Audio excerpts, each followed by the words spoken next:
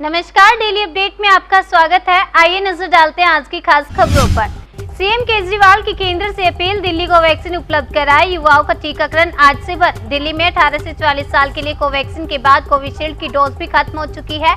दिल्ली में अब सोमवार से 18+ के लिए टीकाकरण केंद्र बंद रहेंगे। मध्य प्रदेश में 1 जून से धीरे धीरे होगा अनलॉक, सीएम शिवराज सिंह ने किया ऐलान। मध्य प्रदेश में कोरोना के मामलों में कमी आने के बाद अब 1 जून से राज्य को अनलॉक करने की प्रक्रिया शुरू कर दी जाएगी। मुख्यमंत्री शिवराज सिंह चौहान ने इस बात का ऐलान किया है। सीएम ने कहा कि अब पॉजिटिविटी रेट घटकर करीब 5% हो गई है।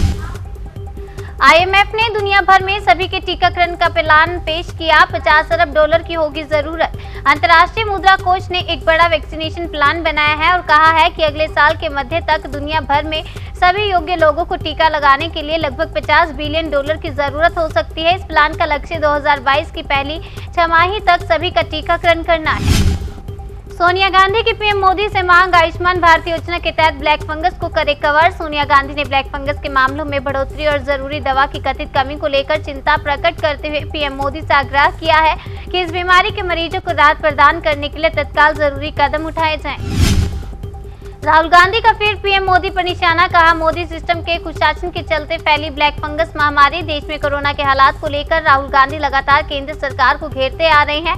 वैक्सीन की कमी और पीएम केयर्स फंड के मुद्दे पर भी वो मोदी सरकार पर निशाना साध चुके हैं। कोरोना हालात को देख दिल्ली में 68% लोगों ने कहा कम से कम 1 हफ्ते और बढ़े लॉकडाउन। दिल्ली में 18 अप्रैल से लॉकडाउन लगा है।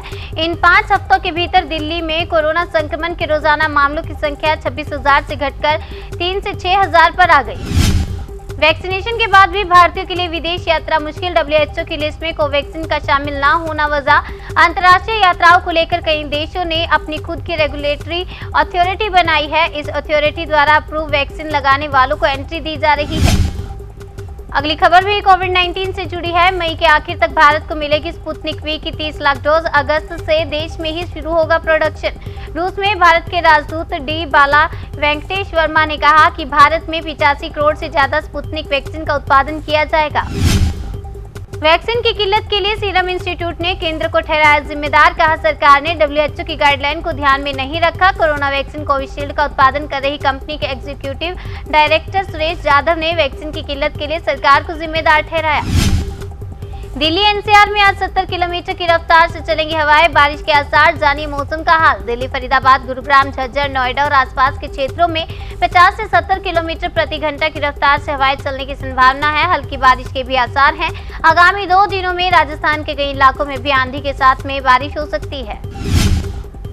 अगले 24 घंटे में बंगाल की खाड़ी में उठेगा चक्रवाती तूफान यास। ओडिशा, पश्चिम बंगाल में अलर्ट, 26 को मचा सकता है तबाही। चक्रवाती तूफान यास 26 मई को ओडिशा, पश्चिम बंगाल के तटों से टकरा सकता है। ऐसी परिस्थिति में मछुआरों को समुद्र तट से दूर रहने की सलाह दी है। डेली अपडेट में बस इतना ही। बाकी की तमाम खबरों के लिए बने रहिए हमारे साथ और चैनल को सब्सक्राइब करना और बेल आइकन प्रेस करना ना भूलें।